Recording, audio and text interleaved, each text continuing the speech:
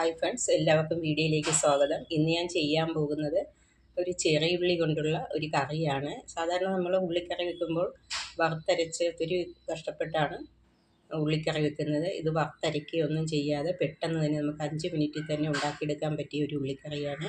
രാവിലെ സ്കൂളിൽ പോകണവർക്കും കോളേജിൽ പോകണവർക്കും പെട്ടെന്ന് തന്നെ ഉണ്ടാക്കിയെടുക്കാൻ പറ്റിയ, കുട്ടികൾക്കൊക്കെ ഇഷ്ടപ്പെടുന്ന ഒരു കറിയാണ്. ഇതെങ്ങനെ ഉണ്ടാക്കുന്നതെന്നും ഇതിനാവശ്യമായ സാധനങ്ങൾ എന്തെല്ലാമാണെന്നും നമുക്ക് നോക്കാം.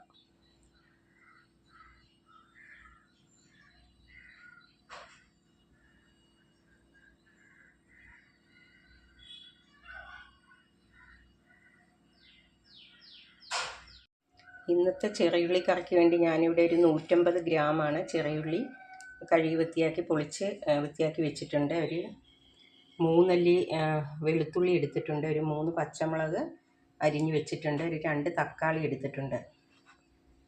പിന്നെ ഇതിലേക്ക് ആവശ്യമായിട്ട് ഒരു 1/4 ടീസ്പൂൺ ഉലുവ എടുത്തിട്ടുണ്ട്. ഒരു 1/4 ടീസ്പൂൺ നല്ല ജീരകമാണ് എടുത്തിരിക്കുന്നത്. പിന്നെ ഒരു 2 ടേബിൾ സ്പൂൺ മല്ലിയും ഒരു 7 വറ്റൽമുളകും എടുത്തിട്ടുണ്ട്. ഇപ്പം ഞാനൊരു പാൻ അടുപ്പിൽ വെച്ചിട്ടുണ്ട്. പാൻ ചൂടായി വന്നിട്ടുണ്ട്. ആ സമയത്തേക്ക് നമുക്കൊരു 2 ടേബിൾ സ്പൂൺ വെളിച്ചെണ്ണ ചേർത്ത് കൊടുക്കുക. ഇതിലേക്ക് വെളിച്ചെണ്ണ ഒന്ന് ചൂടായി വരുന്ന നേരത്തേക്ക് നമുക്ക്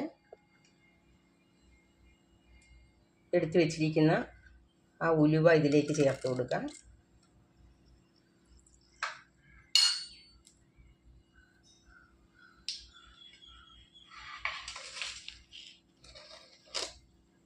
ഉലുവയൊക്കെ പൊട്ടി വരാൻ തുടങ്ങിയിട്ടുണ്ട്. ആ സമയത്തേക്ക് നമ്മൾ ഈ എടുത്തു വെച്ചിരുന്ന ഉള്ളി ഇതിലേക്ക് ചേർത്ത് കൊടുക്കാം.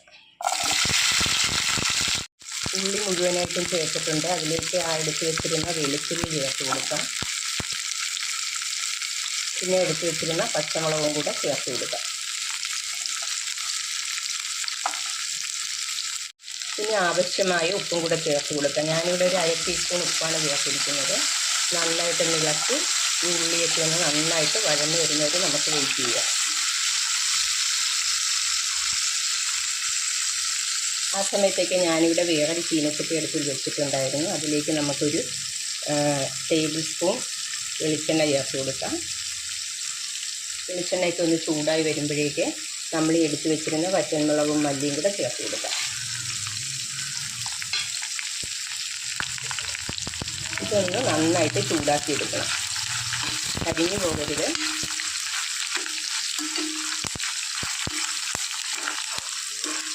മല്ലിയൊക്കെ പൊട്ടി വരാൻ തുടങ്ങിയിട്ടുണ്ട്.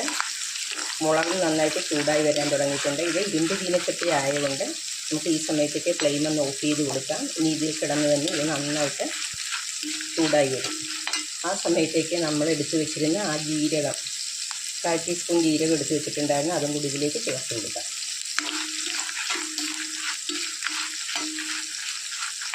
ഇത് നന്നായിട്ട് ചൂടായി വന്നിട്ടുണ്ട്. ഇതൊന്ന് തണുത്ത് വരട്ടെ. അതുവരെ നമുക്ക് വെയിറ്റ് ചെയ്യാം.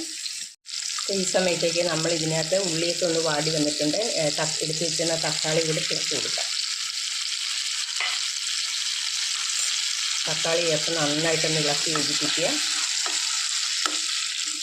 തക്കാളിയൊക്കെ ഒന്ന് വഴന്ന് വരട്ടെ. അതുവരെ നമുക്കൊന്ന് മൂടി വയ്ക്കാം. ഒരു മീഡിയം ഫ്ലെയിമിലിട്ട് നമുക്കിതൊന്ന് മൂടി വയ്ക്കാം. തക്കാളി വഴന്ന് വരുന്നവരെ വെയിറ്റ് ചെയ്യാം. ഇത് ആ വറുത്ത് വെച്ചിരുന്നതെല്ലാം ഞാൻ അവിടെ ഒരു പാത്രത്തിലേക്ക് മാറ്റുവാണ്.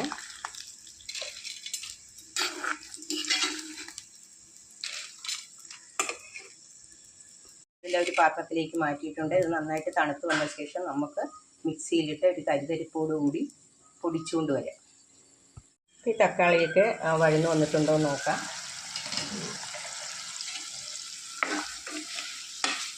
തക്കാളി ഉള്ളിയൊക്കെ വഴന്ന് വരാൻ തുടങ്ങിയിട്ടുണ്ട്. ഈ സമയത്തേക്ക് നമുക്ക് കുറച്ച് കറിവേപ്പില എടുത്ത് വെച്ചിട്ടുണ്ടായിരുന്നു. അത് ചേർത്ത് കൊടുക്കാം.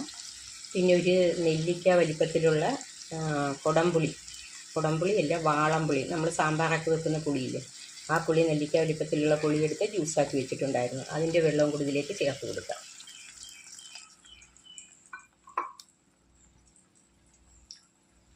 ഇനി ഇതൊന്ന് വെന്ത് വരുവോളം നമുക്ക് വെയിറ്റ് ചെയ്യാം. ഒരു 5 മിനിറ്റ് ഒന്ന് മൂടി വയ്ക്കാം.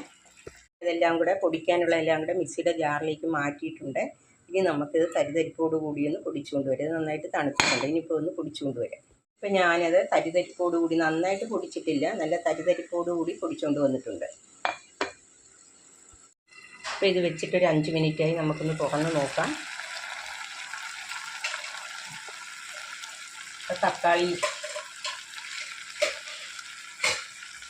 തക്കാളി ഉള്ളിയൊക്കെ നന്നായിട്ട് വെന്ത് വരാൻ തുടങ്ങിയിട്ടുണ്ട്. ഈ സമയത്തേക്ക് നമുക്ക് ഒരു 1/2 ടീസ്പൂൺ മുളക് പൊടി ചേർത്ത് കൊടുക്കാം.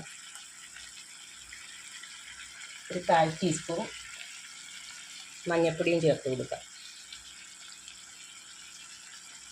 നന്നായിട്ടൊന്ന് മിക്സ് ചെയ്യുക.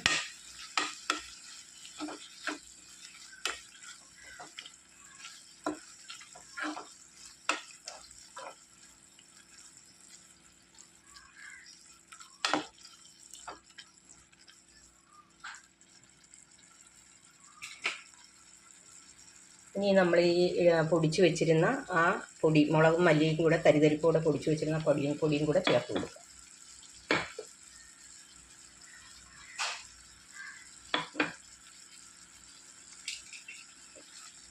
സമയത്തേക്ക് ഉപ്പും പുളിയൊക്കെ മതിയോ എന്ന് നോക്കണം. അപ്പോൾ ഇത് നല്ലൊരു കുഴമ്പ് വരുവായി വന്നിട്ടുണ്ട്.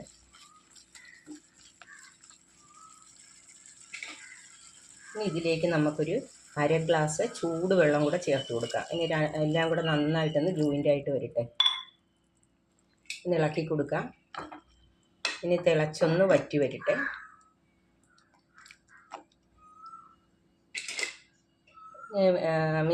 ഫ്ലെയിം മാറ്റിയിട്ട് നമുക്കൊന്ന് മൂടി വയ്ക്കാം. എല്ലാം ഒന്ന് നന്നായിട്ട് തിളച്ച് വരട്ടെ. അതുവരെ വെയിറ്റ് ചെയ്യാം. ഇപ്പോൾ ഇത് വെച്ചിട്ടൊരു 5 മിനിറ്റ് ആയിട്ടുണ്ട്. നമുക്കൊന്ന് തുറന്ന് നോക്കാം. ഇപ്പോൾ ആ കൂട്ടെല്ലാം കൂടെ നന്നായിട്ട് ജോയിൻ്റായിട്ട് വന്നിട്ടുണ്ട്. നല്ലൊരു കുറുക്ക് കറിയായിട്ട് മാറിയിട്ടുണ്ട്. ഈ സമയത്തേക്ക് ഉപ്പുണ്ടോ എന്ന് നോക്കാം.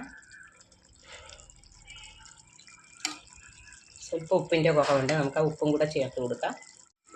ഉപ്പും കൂടെ ചേർത്ത് കൊടുക്കുകയാണ് ഞാൻ. സ്വല്പം ഉപ്പിൻ്റെ കുറവുള്ളായിരുന്നു ചേർത്ത് കൊടുത്ത്. ഈ ടേസ്റ്റ് അഡ്ജസ്റ്റ് ചെയ്യാൻ വേണ്ടി ഞാനൊരു 1/2 ടീസ്പൂൺ പഞ്ചസാരയും കൂടെ ചേർത്ത് കൊടുക്കുന്നുണ്ട്. ഇനി എല്ലാം കൂടെ ഒന്ന് മിക്സ് ചെയ്യുക.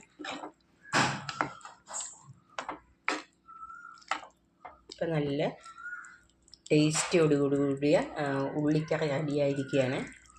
ഇനി നമുക്ക് ഫ്ലെയിം ഓഫ് ചെയ്യാം.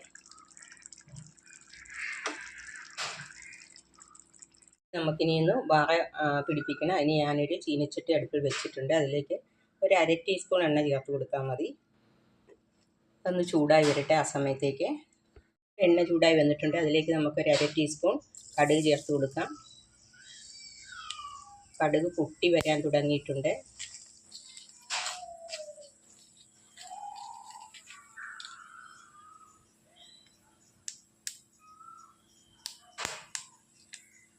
കടുക് പൊട്ടി വരാൻ തുടങ്ങിയിട്ടുണ്ട്. ആ സമയത്ത് നമുക്ക് എടുത്ത് വെച്ചിരിക്കുന്ന 2 വറ്റൽമുളകും കൂടെ ചേർത്ത് കൊടുക്കാം.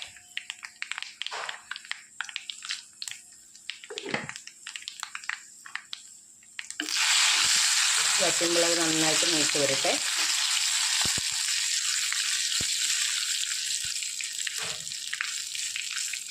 വറ്റൽമുളക് നന്നായിട്ട് മൂത്ത് വരാൻ തുടങ്ങിയിട്ടുണ്ട്. ഇനി നമുക്ക് ഈ ഫ്ലെയിം ഓഫ് ചെയ്ത് കൊടുക്കാം.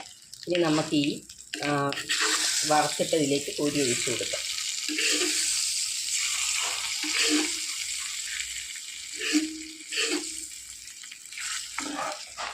അങ്ങനെ നമ്മുടെ സ്വാദിഷ്ടമായ ഉള്ളിക്കറി റെഡിയായിരിക്കുകയാണ്. എല്ലാവരും ഒന്ന് ട്രൈ ചെയ്ത് നോക്കണം. വീഡിയോ ഇഷ്ടപ്പെട്ടെങ്കിൽ സബ്സ്ക്രൈബ്, ആദ്യമായിട്ട് കാണുന്നവരാണെങ്കിലൊന്ന് സബ്സ്ക്രൈബ് സപ്പോർട്ട് ചെയ്യണം. ഫ്രണ്ട്സിനും റിലേറ്റീവ്സിനും ഒക്കെ ഒന്ന് ഷെയർ ചെയ്ത് കൊടുക്കണം. ലൈക്ക് ചെയ്യണം, കമൻറ്റ് ചെയ്യണം. നിങ്ങളുടെ വിലയേറിയ അഭിപ്രായങ്ങളൊക്കെ കമൻറ്റായിട്ടിടണം. ഇനി അടുത്ത നല്ലൊരു റെസിപ്പിയായിട്ട് വരുന്നത് വരെ താങ്ക്സ്.